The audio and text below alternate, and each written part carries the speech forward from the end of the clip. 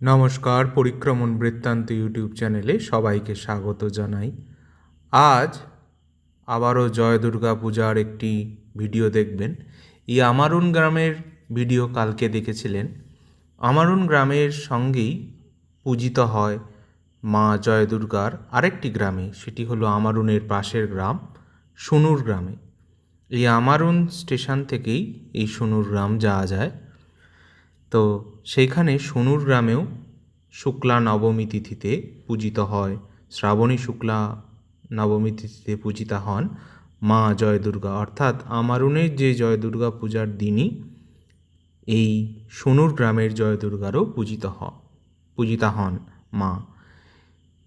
সুনুর গ্রামের জয় দুর্গা চতুর্ভুজা মহিষাসুর মর্দিনী বিগ্রহ।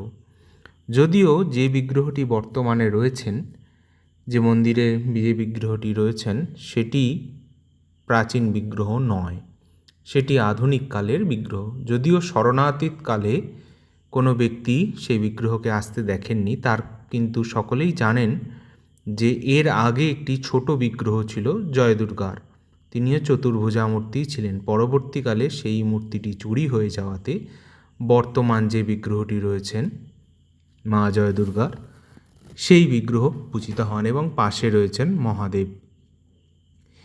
এই মায়ের মন্দিরের যে মন্দিরটি রয়েছে সেটি তিন ভাগে বিভক্ত, তিনটি ঘর।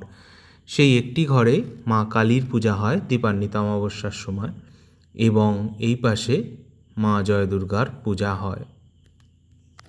এখানে আপনারা দেখছেন মা জয় দুর্গার আজকে শ্রাবণী শুক্লা নবমীতে মায়ের পূজা। মা জয় দুর্গা, সুনুর গ্রামের মা জয় দুর্গা।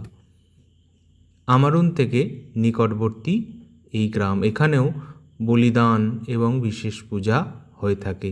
তবে মা এখানে বড় বিগ্রহ হওয়ার কারণে মন্দির থেকে বের হন না।